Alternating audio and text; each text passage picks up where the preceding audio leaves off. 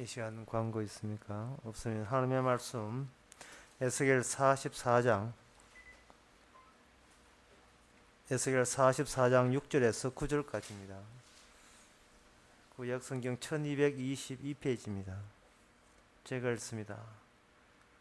너는 패역한 자 곧 이스라엘 족속에게 이르기를 주 여호와의 말씀이 이스라엘 족속아 너희의 모든 가정한 일을 족하니라 저적한 일이 족하니라 대전 너희가 마음과 몸에 할례를 받지 아니한 이방인을 데려오고 내 떡과 기름과 피를 드릴 때에 그들로 내 성소 안에 있게 하여 내 전을 더럽힘으로 너희의 모든 가정한 일 외에 그들이 내 언약을 위반케 하는 것이 되었으며 너희가 내 성물의 직분을 지키지 아니하고 내 성소에 사람을 두어 너희 직분을 대신 지키게 하였느니라.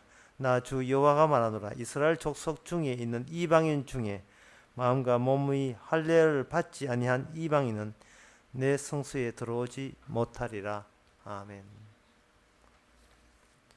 들어온다 안 들어온다가 성립되려면 특정한 장소가 마련돼야 되고 그 장소를 오늘 본문에서는 성소라고 이렇게 정해져 있습니다. 성소가 중요하고 성소에 들어오는 사람이 중요하겠죠. 그러면 하나님께서는 인간 세계를 중요하지 않게 보시는 겁니다. 하나님은 사람을 중요하게 보지 않고 사람이 우선이 아니고 성소가 우선입니다. 성소 안에 들어오지 못한 인간은 하나님이 사람 취급을 하지 않습니다. 이걸 간추어서 말하면 하나님은 사람 취급하지 않습니다. 이러한 소식, 이러한 것을 하나님은 성전을 통해서 우리에게 통보해 주지요. 알려주는 겁니다. 성전을 보면서 대부분 사람들이 오해하는 것이 하나 있어요. 그게 뭐냐면 성전을 만들라 하는구나 이런 식으로 잘못 말씀을 알아듣게 돼요. 성전을 만들라 하는 게 아닙니다. 성전을 만들라 하는 것이 아니고 통보해 주기 용도예요. 사무엘 열왕기상 거기에 열왕기상 그 앞에 6장 7장 보게 되면 솔로몬이 성전 세우는 때가 나옵니다. 솔로몬이 성전을 세울 때에 성전을 다 세우고 난 뒤에 그 열왕기상 8장에 보면 하나님께서 하나님의 영광이 구름이 덮이고 하나님의 영광이 가득했다고 되어 있어요. 그렇다면 그 성전에 되는 그 치수대로 정확하게 했기 때문에 성전이 하나님의 영광이 임재했느냐, 아니면 성전 만들기는 따르고 하나님의 임재는 거기에 어떻게 만들지 상관없이 임재하게 되어 있었느냐 하는 문제가 중요한 문제예요. 성전을 치수대로 어떻게 정확했느냐를 문제 삼지 않습니다.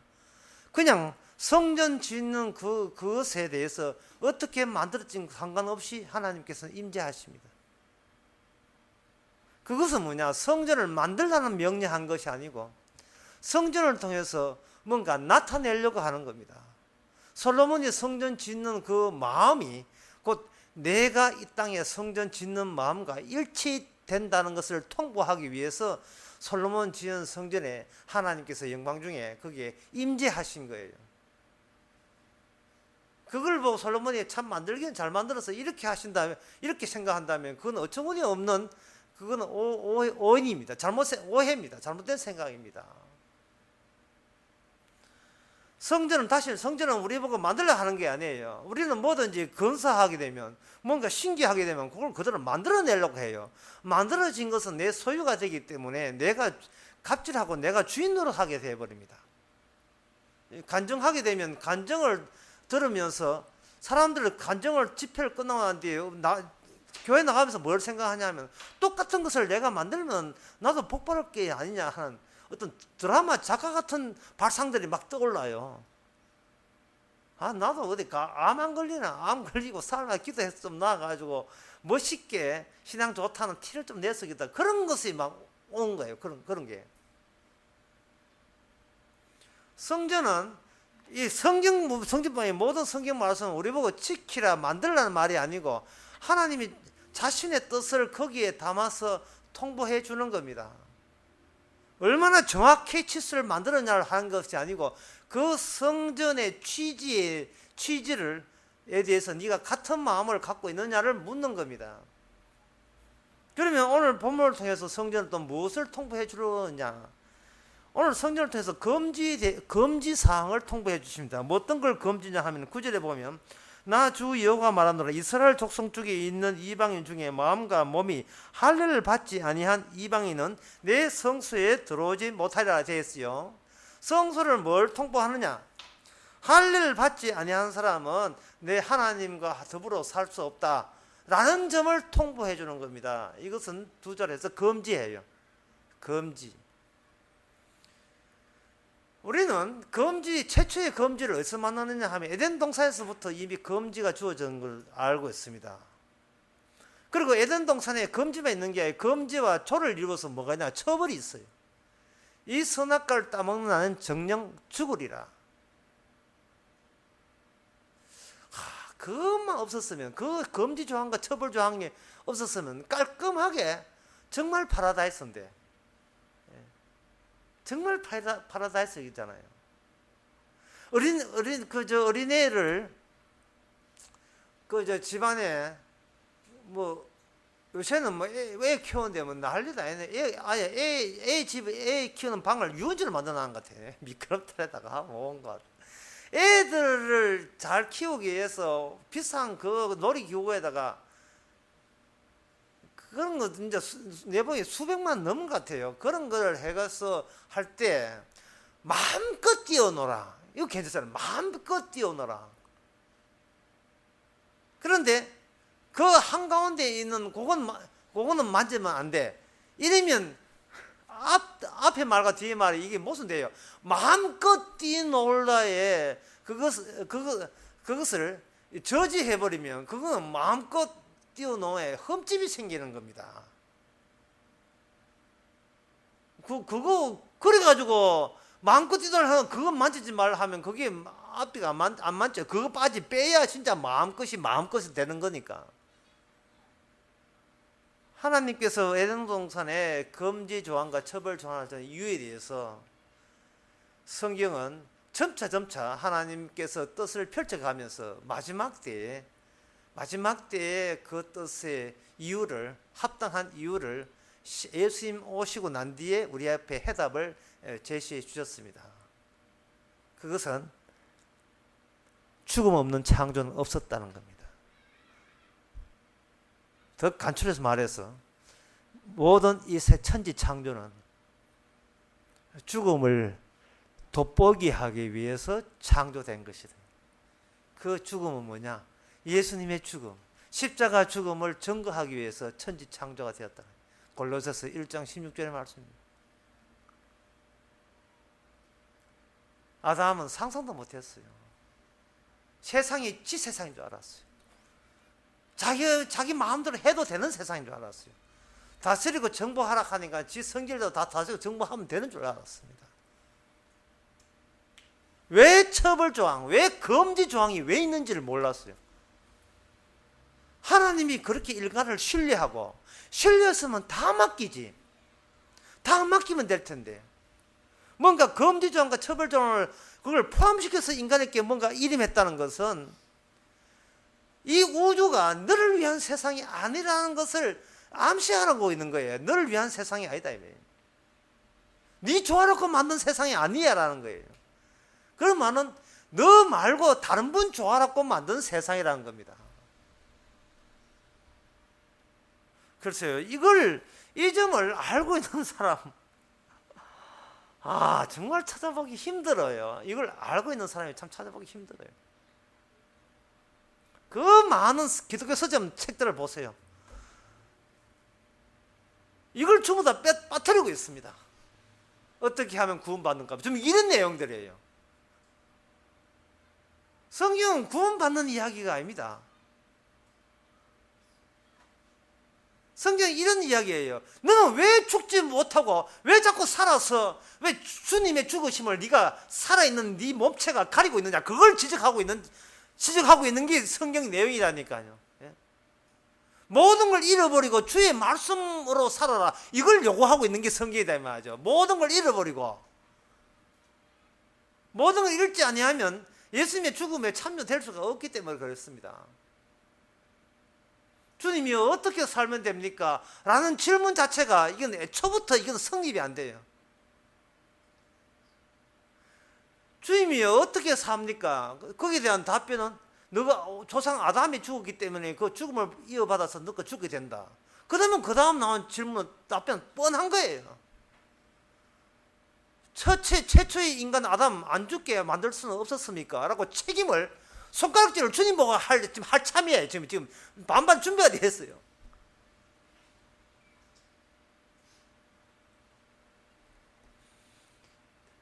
근원적인 문제는요, 인간이 자기의 사는 해답과 이유를 자기 쪽에서 발굴하거나 찾아낼 수 있는 자격 자체가 안 된다. 자격 자체가 안 된다는 겁니다. 나는 어떻게 살면 되느냐라는 질문 자체를 허용받지 않은 게 우리 존재예요. 잘 살아보겠다고 하는데 잘 살아보라는 내용이 없습니다. 성경 그런 내용이 없어요. 제대로 죽으라는 내용밖에 없어요. 제대로 죽으라. 하나님도 죽었는데 네가 뭔데 살라 하느냐. 그렇게 나오는 겁니다. 성경은.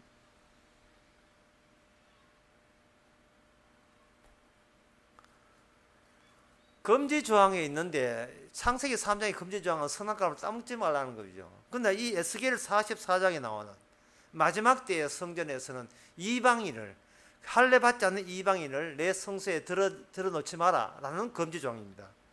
여기 7절에 보면 대저 너희의 마음과 몸에 할례 받지 않은 이방인을 데려오고 내 떡과 기름과 피를 드릴 때 그들로 내 성소 안에 있게 하여 내 전을 더럽힘으로 너희가 모든 가정한 일 외에 그들을 내 언약을 위반케 하는 것이었으며 너희가 내 성문의 직분을 지키지 않고 내 성소에 사람을 두어 너희로 직분을 대신 지키게 하였느니라 라고 되어 있습니다. 이 말은 뭐냐 하면은 이방인과 그리고 이스라엘의 차이점을 너희들이 완전히 무시하고 들어온 거예요. 무시한 거예요. 이방인과 이스라엘의 차이점을. 이방인을 왜 데려오느냐? 그래서 이 성전이 그 전에 있던 그 솔로몬 성전이 불타버렸거든요. 예루살렘에. 불탄 이유가 여기 7절에 나와 있는 겁니다.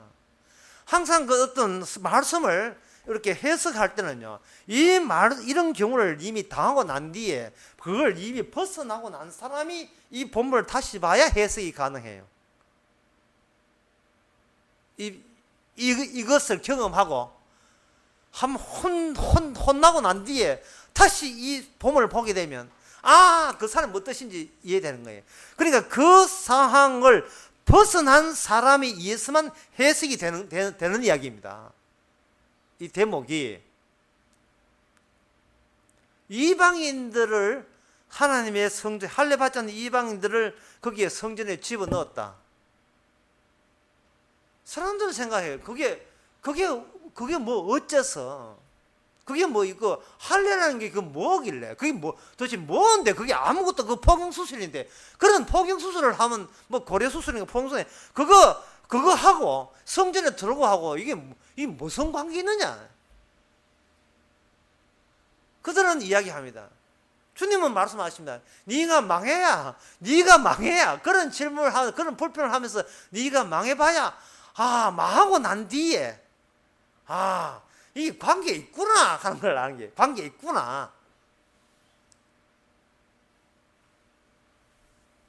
그리고 여기에 보면 7절 끝에 보면 너희가 뭐 가정한 외에 그들이 내 언약을 위반케 하는 것이 되었으면 그 다음에 8절에 보면 너희가 내 성물의 직분을 지키지 아니하고 내 성소에 사람을 두어 성물의 직분이라고 하는 것은 레위지파가 이야기하거든요. 하나님의 성소의 제사는 레위지파가 담당하게 되어 있습니다. 레위지파 속에 물론 제사장이 포함되어 있고요. 그런데 레위지파한테 하지 않고 그들은 단 사람한테 그걸 맡겼던 모양이에요. 그것 때문에 너는 성전에 불탔다는 겁니다. 그러면 그런 이야기를 듣는 사람들 그게 뭐 어때서? 아무나 하면 되지 뭐. 그게 뭐가 문제인데? 그게 뭐가 문제예요? 다시 말해서 그들은 레지파의 중요성을 또 몰라요.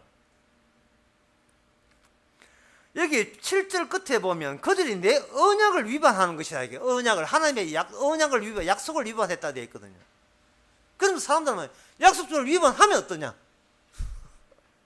좀 뭐 위반 좀 하면 어때? 인간인 천사가 천사가 인간이니까 인간은 하게 돼 있고, 하게 되면 약속 어겼나? 그러면 내가 용서해 줄게 해가지고 다른 언약, 지킬 만한 언약 이렇게 주면 되잖아요. 지킬 만한 언약을. 지금 성전이 중요하다면 성전이 중요한데 그 성전에 종사하는 자기 백성들이 미흡하고 그 좀 이렇게 서툴잖아요. 모든 게. 예. 양식집에 가서 손님이 뭘 주문하는데 이 서툴어 가지고 양식 내용도 몰라요. 근데 진짜 서투잖아요. 서툴면 가르치면 되고, 예, 그거 용납해 줘 가지고 차분하게 앉아놓고 다음은 이렇지 마라 달래면 되잖아요. 그러면 되는데 왜 이 성전을 귀한 성전을 지으라 해놓고 그걸 왜 불태웠냐 말이죠. 그게 뭐 그리 중요한 게 있다고 그걸 불태웠냐 하는 겁니다.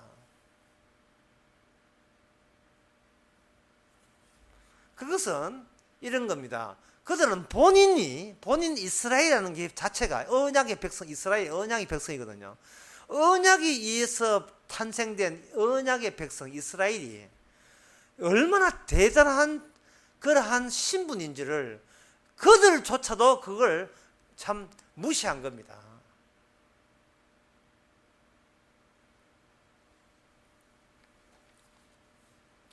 그러면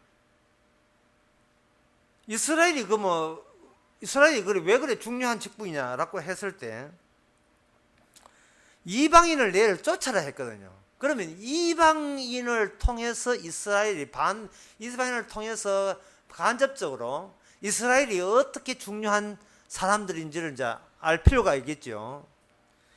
이방인들, 특히 할례를 받지 않는 이방인들, 그냥 이방인들이 어떤 사람이냐 하면요, 이런 사람입니다. 이방인들은 정상적인 사람입니다. 제정신 바뀐 사람들이에요. 이방인들은.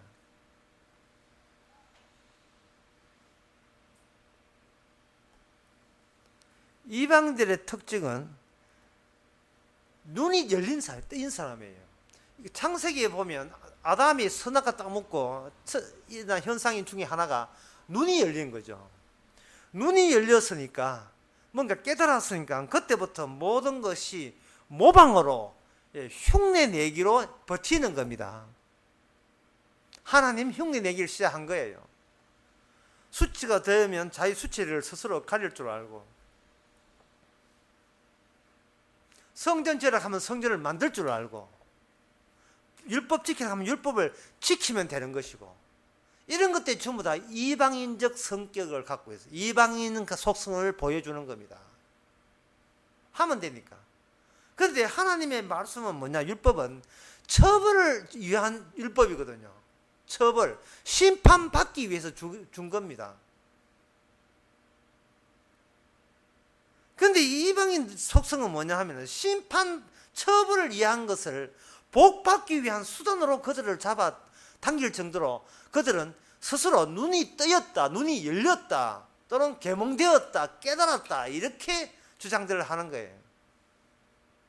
그래서 그들이 믿는 신들은 전부 다 거룩하고 고상하고 점잖고 착하고 순하고 순수하고 그런 거예요. 그들이 생각하는 죽음이라 하는 것은 순수한 고요를 말합니다. 고요함. 순수한 적막함.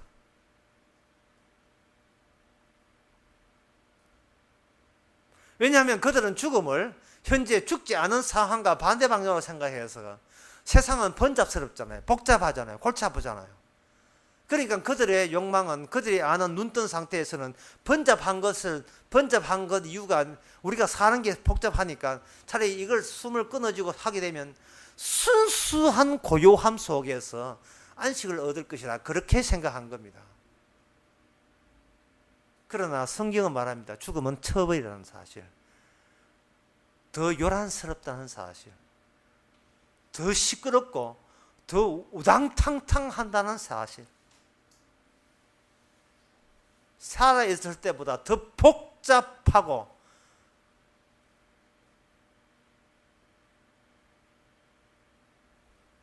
한시라도 가만두지 않는, 사람을 계속 시달리게 만드는 그러한 상황, 시츄에이션, 상황이라는 사실을 사람들은 몰랐어요. 복잡함의 순수인 걸 모르고 고요함의 순수함의 고요의 극단인 줄 알았어요. 사람은. 그 이방인의 속성을 누가 갖고 있는가? 바로 이스라엘이 갖고 있었던 겁니다. 이방인들이 성전에서 일했다, 들어왔다는 말은 누가 부르겠어요? 그 자기들 자신에서 오겠습니까? 괜찮아, 괜찮아, 들어와 해서 이스라엘이 불러서 하나가 된 겁니다. 이스라엘은 이방인과 하나가 되어서 이스라엘 나라를 평화롭게 만들려고 한 거예요. 그들의 이러한 말씀에 대한 오해가 여기 신약에도 마찬가지로 똑같은 현상이 일어납니다. 에베소서 2장 11절에 보면, 12절에 보면 그때 너희는 그리스도 밖에 있었고 이스라엘 나라 밖에 사람이라. 약속의 언약에 대해서 외인이 오고 세상에 소망이 없고 하나님과 없는 자였더니 이제는 전에 멀리 있던 너희가 그리스도 예수 안에서 그리스도 피로 가까워졌느니라. 이 우리가 합평이신지라. 둘이 하나가 중간에 막힌 담을 허시고 원수된 것이 하나가 되었다. 이래 되어 있어요. 이걸 보고 이스라엘과 이방인들이 하나가 되는 나라가 때가 되게 되면 그것이 곧 천국이 임한 증거라고 본 거예요. 이거는, 이런 아이디어는 바로 구약 때 유대인들이, 이스라엘 백성들이 또는 유대인들이 이방인과 하나 되어서 전쟁을 종식시키고 평화롭게 살기 위한, 자기들의 살만한 살기 위해서 했던 이방인적 속성의 발휘와 똑같은 사고방식입니다. 그들은 뭐냐, 하나님의 말씀대로 뭔가 율법을 조정하게 되면 원수대도 하나가 된다고 보는 거예요. 그러니까 이 에베소서 2장의 말씀을 가지고 전에는 저희는 서로 원수 이방인과 이스라엘 싸웠지만 이제는 십자가로 말미암아 하나로 얽혀 안으면, 화평을 이루면 그것이 하나님이 요구하는 만족스러운 평화로운 교회, 참된 교회의 모습이다, 이렇게 오해하는 겁니다. 십자가를 그런 용도로 사용하는 거예요. 그렇지 않습니다. 그건 뭘 몰라서 하면 바로 할례 받지 않은 자를 모지 마라 하는 할례의 의미를 몰라서 그래요. 할례는 뭐냐 물으시면, 할례는 죽음의 흔적입니다. 죽음의 문신이에요. 이 육은 죽었습니다 하는 뜻이 할례예요. 할례를 살갗에 인간의 자식을 놓는, 생산하는 생식과 관련된 그거는 기간을 자른다는 말은, 그 기간이 다음에 대리의 자식을 놓는 대표적 기간이기 때문에 그렇습니다. 생식 기간이기 때문에. 그걸 자른다는 말은 그 기존에 내가 부모로부터 받은 육신과 내가 자식을 물던 모든 육신은 그건 죽어 마땅하다는 사실입니다. 그럼 이스라엘은 특히 이방인과의 차이점이 뭐냐 물으신다면 이겁니다. 그들은 죽음 저편에 건너가서 그쪽에서 하나님의 언약에 의해서 새롭게 나음을, 그게 자식 낳듯이 아들로서 탄생된 자체의 집합이 이스라엘이에요. 죽음 저편, 건너편에 가는 거예요. 죽음 넘어가는 거예요. 죽음 넘어. 죽기 전에 알아서 화평하는 게 아니고 죽음 넘어가 버린 거예요. 죽음 넘어가서 건너편에서 어떤 자식을 생산하게 되면 그 자식된 생산이 도로 이쪽에 왔을 때, 그래서 그쪽에서 뭔가 사람을 낳게 된 그들의 집단이 바로 이스라엘입니다. 그렇게 죽음 건너편에서 온 자식이라 해서 우리는 육신에서 오지 않았다, 약속을 완성된 쪽에서 왔다 해서 할례를 하나의 무신처럼 흔적을 갖고 있었던 겁니다. 죽음 건너편, 거기가 여기서 몇 킬로 됩니까? 이거 몇 번 버스 타면 가죠? 401번 타면 그 죽음 건너편에 갑니까?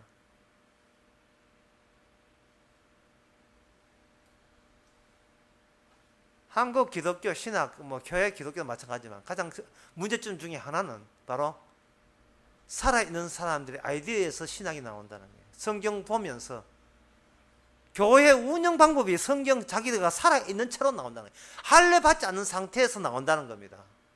그거는 멸망해야 될 이방인에 속하는 사고방식이에요. 이방인들이에요, 사실은. 흉내내고 모방하거나 상상하는 겁니다. 보다 완벽한 신의 세계, 하늘나라를, 완벽한 하늘나라를 만들기 위해서 화평하고 온유하고 정결하게 살고 거룩하게 사는 거, 경건하게 사는 거, 그런 것들은 다 다 모은 거예요. 저는 그걸 쓰레기통이라고, 쓰레기통. 쓰레기통이라고 봐요.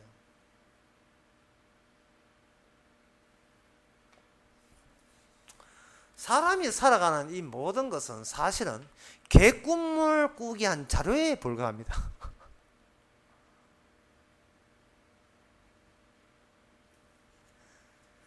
인간이 살아오면서 열심히 살아봤자 오늘 밤에 주무시면요, 하나의 꿈 재료로서 잠시 사용하다가 끝나요. 그리고 그건 다 주께서 세상 다 집어였습니다.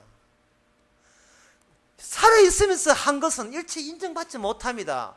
우리가 인정받는 게 있다면 그것은 죽음 건너편에서 온 거예요. 죽음 건너편에서.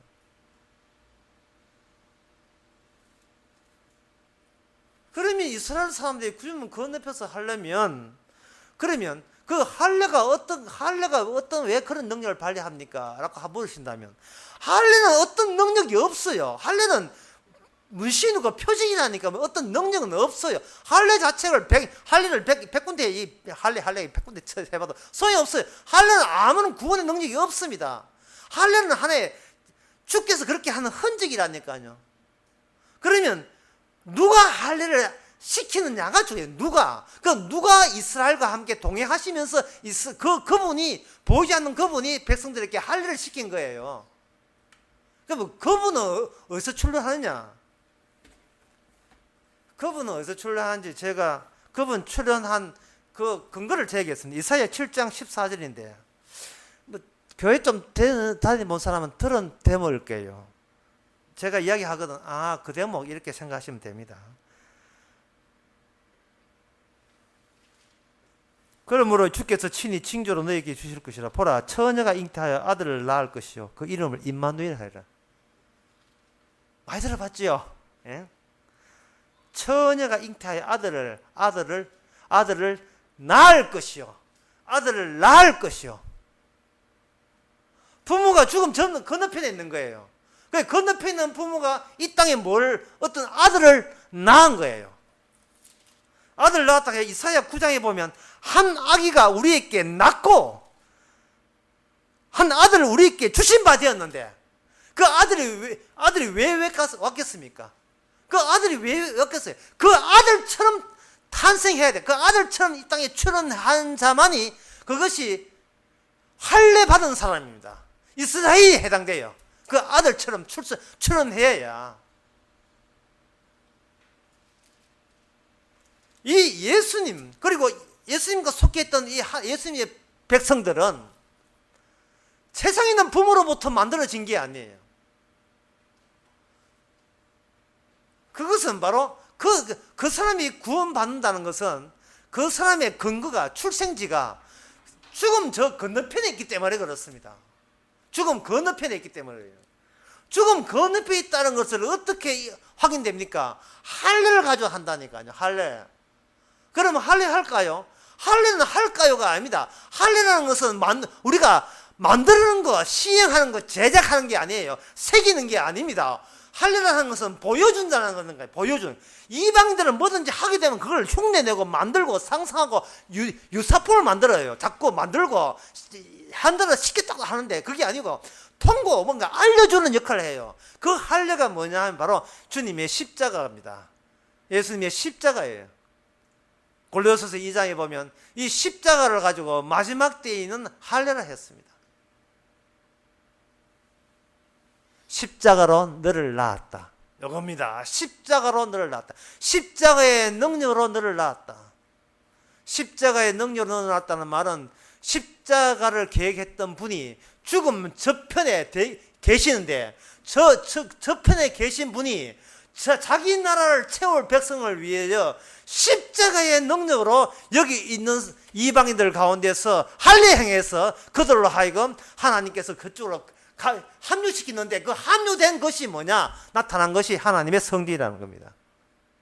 그래서 성전에는 할례 받지 않은 사람 들어오지 말라는 겁니다. 이거는 금지입니다. 끝까지 주님은 금지 없는 일을 하신 적이 없습니다. 왜 그래야 됩니까? 이 세상이 사람들 좋아라고 마음 놓고 뛰노는 그런 자연세계가 아니기 때문에, 이 세상은 인간을 위한 세상으로 만들어지지 않았기 때문에 그렇습니다. 자, 끝으로, 그러면 그런 식으로 누가 해석할 수 있느냐? 그것은 바로 전에 성전을 이미 망해버린 사람에게 너 성전에 그 이방인 얘기가지고 망했다라는 말이 무슨 뜻인지 이해되는 것처럼, 이미 너는 이방인이고 너는 모든 것이 하는 것이 이 우상 숭배적으로 너 자신을 위해서 신의 말씀을 지키고 어떻게 해보려고 애썼다. 근데 그게 바로 우상이다. 그러니까 너 같은 것은 할례가 없는 거야. 할례 없는 것은 곧 너는 저주야. 그거는 마땅한 심판이야. 라는 것을 익히 아는 자에게 십자가라는 게 무슨 뜻으로, 왜 이 십자가가 사랑이 되고 긍휼이 되고 용서가 되고 자비가 되는지, 그런 사람에게만 이 에스겔과 신약과 신구약이 전부 다 해석이 되는 겁니다. 이 세상 나를 위한 세상이 아니었구나. 이 세상은 그 다른 분을 위해서 있는 거구나. 그러면 그 다른 분이 뭐냐? 중재자 또는 중보자라고 이야기하는데, 그 중보자가 이 땅에 나타나서 보여준 것은 바로 십자가라는 이름의 할례 완성이었습니다. 따라서 그렇게 해놓고 에베소서 2장을 다시 보게 되면 이제 이해되는 거예요. 십자가로 가까웠다라면 우리 인간들끼리 이제 화합하자는 말이 아니고, 죽음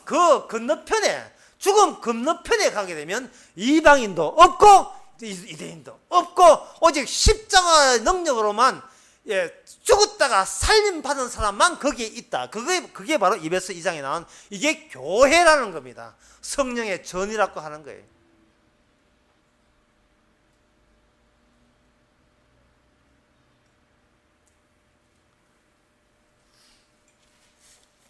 이제 말씀을 맺고자 합니다. 그럼 목사님 만약 그거 맞다면, 그럼 우리의 평소에 살아가는 이 다 뭡니까? 죄적하고 고하고 다 이 뭡니까? 교회하고 예배드리고 이 다 뭐예요? 그거요, 알려드릴까요?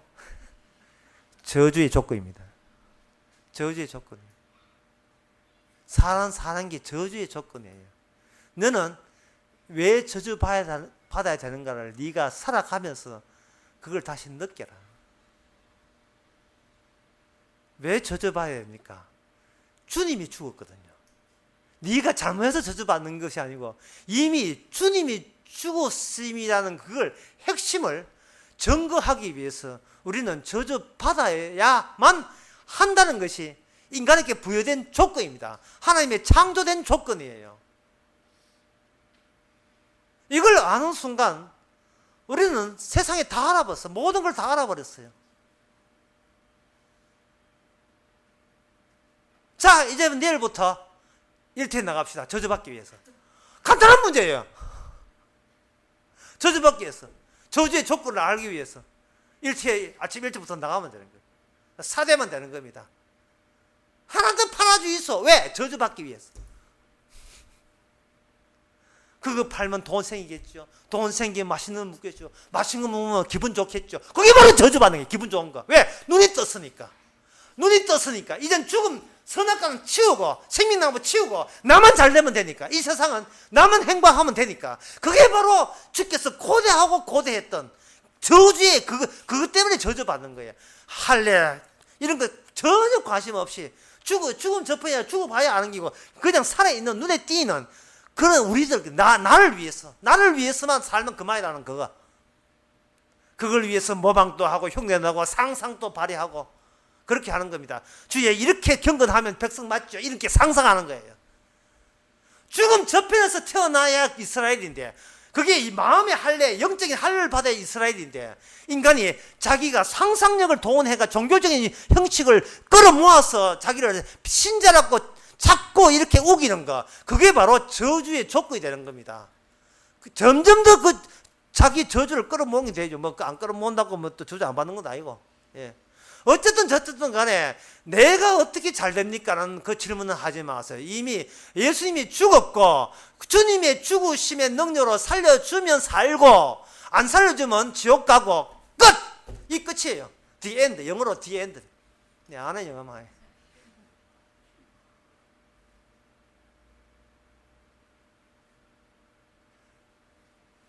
성전 있다 하니까 좋다 했지요.